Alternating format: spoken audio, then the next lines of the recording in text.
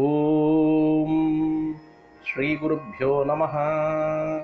தென்னாருடைய பெரியவா போற்றி, எந்நாட்டவர்க்கும் இறைவா போற்றி. சர்வஜ்ஞா சர்வவ்யாபி பெரியவா சரணம். மாயப்பிறப்பருக்கும் மகா பெரியவாடி போற்றி.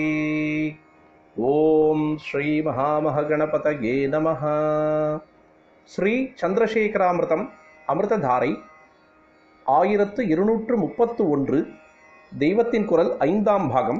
அத்தியாயம் ஸ்ரீ சங்கர சரிதம். இதன் இன்றைய தலைப்பு நிர்வாணம். இதன் இறுதி பகுதி. ஒரு அத்தியாசிரமி சந்நியாச தர்மத்தை விடும் பொழுது அவர் சம்சாரத்துக்கு திரும்புவதற்காக அப்படி பண்ணவில்லை. யதி தர்மத்தை விடுவது அவருக்கு முக்கியமில்லை, நோக்கமில்லை. சமாதி நிலையில் சேர்ந்திருப்பதுதான் அவருடைய நோக்கம். சந்நியாச ஆச்சரணையை அவர் விடுவது அதன் லட்சியமான அனுபவத்தில் சேர்வதற்காகத்தான். சந்நியாசத்திலிருந்து கீழே வராமல் அதற்கு மேலே போவதற்காக விடுகிறார். அதனால்தான் அதி ஆசிரமி அத்தியாசிரமி என்பது. இப்படி சொன்னதால் அனுபூதி வாய்க்க ஆரம்பிக்கும் நிலையில் எல்லா சந்நியாசிகளுமே துரியாசிரமத்திலிருந்து அத்தியாசிரமத்துக்கு போகத்தான் செய்வார்கள். அப்படித்தான் செய்யணும் என்று இல்லை. கிரகஸ்தாசிரமியாகவே இருந்து கொண்டு கூட ஜனகர் ஜீவன் முக்தராக இருந்திருக்கிறார். சமர்த்த ராமதாஸ் சுவாமிகள் பிரம்மச்சரிய ஆசிரமியாக இருந்து கொண்டே அத்வைதானுபூதிமானாக இருந்திருக்கிறார். இப்படி இந்த 2 ஆசிரமங்களில் ரொம்ப அபூர்வமாக சிலர் இருந்திருக்கிறார்கள் என்றால், விதிவத்தான ரூல்களை கொண்டதான சந்நியாசாசிரமத்தில் இருந்து கொண்டோ ஏராளமான மகான்கள் ஜீவன் முக்தர்களாக இருந்திருக்கிறார்கள்.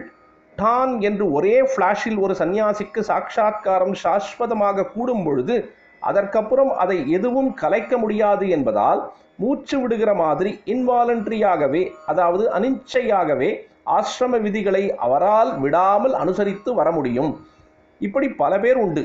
ஒரே வீச்சில் இல்லாமல் சமாதி கூடுவதும் கலைவதுமாக இருந்து போக போக ஸ்திரப்பட்டவர்களிலேயும் கூட பலர் ரூல்களை விடாமல் அவற்றின்படியே பண்ணிக்கொண்டு போனவர்கள்தான்.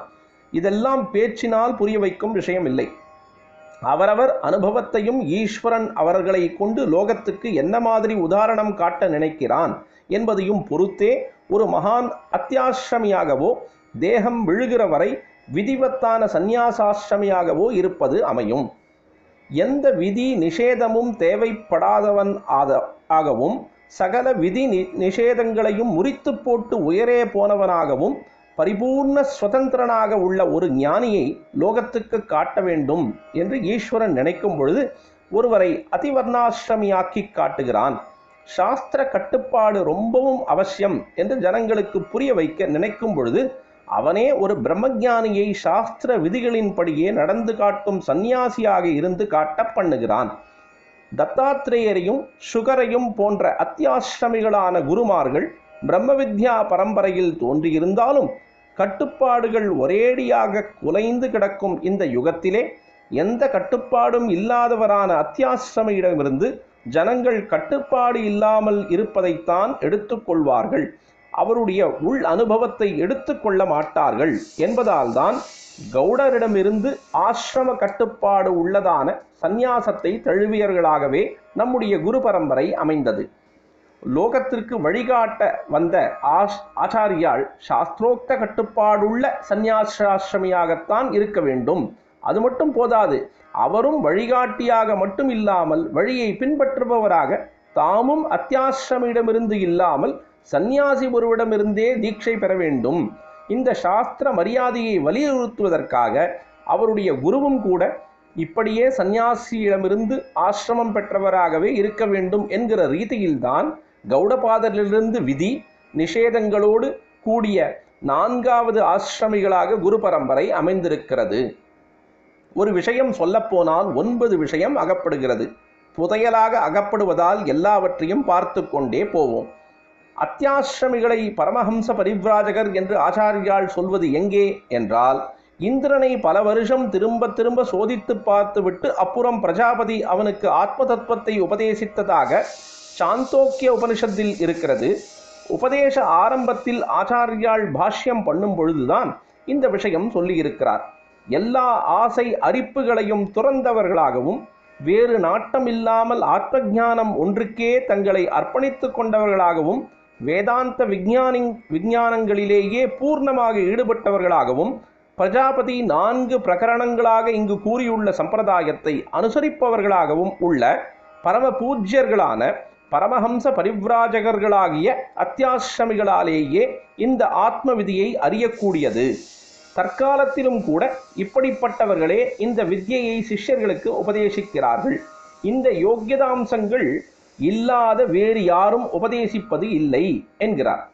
பின் குறிப்பு: தஸ்மாதிதம் த்யக்த சர்வ பாஹ்யைக்ஷணைஹி அனன்யசரணைஹி பரமஹம்ச பரிவ்ராஜகைஹி அத்தியாஸ்ரமிபிஹி வேதாந்த விஞ்ஞான பரைரேவ வேதனீயம் பூஜ்யதமைஹி பிராஜாபத்யம் சேமம் சம்பிரதாயம் அனுசரத்பிஹி உபநிபத்தம் பிரகரண சதுஷ்டயேன ததா அனுசாசதி அத்யாபி த ஏவ நான்யே. சாந்தோக்கிய பாஷ்யம் முடிவு பகுதியில் உபனிஷத்தில் 4 பிரகரணங்களாக வரும் பிராஜாபத்திய வித்யையை உபதேசிக்கும் ஞானிகள் ஆச்சாரியர்கள் காலத்திலும் இருந்திருக்கிறார்கள் என்று இங்கே ஸ்பஷ்டமாக தெரிகிறது. அதாவது அவருடைய அவதாரத்திற்கு முன்பு வேத தர்மம் அடியோடு அணைந்து விடாமல் முணுக்கென்றாவது பிரகாசித்து கொண்டுதான் இருக்கிறது என்று நிதர்சனமாகிறது. ஆத்மானுபவம் இல்லாமலே போலி பண்ணி கொண்டிருப்பவர்களும் ஞான வழி என்று சொல்லிக்கொண்டே நம்முடைய ஆத்மசாஸ்திரங்களுக்கு வித்தியாசமாக பிரச்சாரம் செய்து கொண்டிருந்த பௌத்தர் முதலானவர்களும் அப்பொழுது நிறைய இருந்தாலும் கொஞ்சமாவது வைதீகமான சத்குருக்களும் சம்பிரதாய பரம்பரையில் வந்தவர்களாக இருந்திருக்கிறார்கள். இப்படி இருந்தவர்களில் அத்தியாசிரமிகளும் இருந்திருக்கிறார்கள், துரியாசிரமிகளும் இருந்திருக்கிறார்கள். ஆச்சாரியால் குருமுகமாக துரியாசிரமம் பெற்றுக்கொள்ள நிச்சயித்த பொழுது லோகத்திலே சாஸ்திர மரியாதை இருக்க பண்ண வேண்டும் என்று நினைத்து சாஸ்திர விதிகளையும் விட்டுவிட்ட அத்தியாசிரமிகளிடம் போகாமல் சாஸ்திரோக்தமாக நடக்கும் துரியாசிரமியான கோவிந்த பகவத்பாதரிடமே போய் தீட்சை வாங்கி கொண்டிருக்கிறார். இதே மாதிரி கோவிந்த பகவத்பாதரும் கௌடபாதரும் தம் குருகளிடமிருந்து சந்நியாசம் வாங்கி கொண்டவர்கள். சுகர் சந்நியாசி இல்லை. அவர் அனுபேதராக பூணூல் இல்லாமல் இருந்தார் என்றால் அது பூணூலை அறுத்து போட்டுவிட்டு சந்நியாசி ஆனதால் அல்ல, பூணூல் போடுவதற்கு முன்பே அவர் அத்தியாசிரமியாக புறப்பட்டு விட்டதால் தான். கௌடபாதர் கோவிந்த பகவத்பாதர் இருவருமே சந்நியாசிகளாயிருந்தாலும் பின்னவர்தான் சந்நியாச நாமம் என்று புதியதாக ஒரு பெயர் பெற்றவராக இருந்திருக்கிறார். அமிர்தம் தொடர்ந்து பொழியும். பிரதோஷ சங்கர பிரத்யக்ஷ சங்கர தென்னாருடைய பெரியவா போற்றி, எந்நாட்டவர்க்கும் இறைவா போற்றி, சர்வஜ்ஞா சர்வவியாபி பெரியவா சரணம், மாயப்பிறப்பருக்கும் மகாபெரியவாடி போற்றி.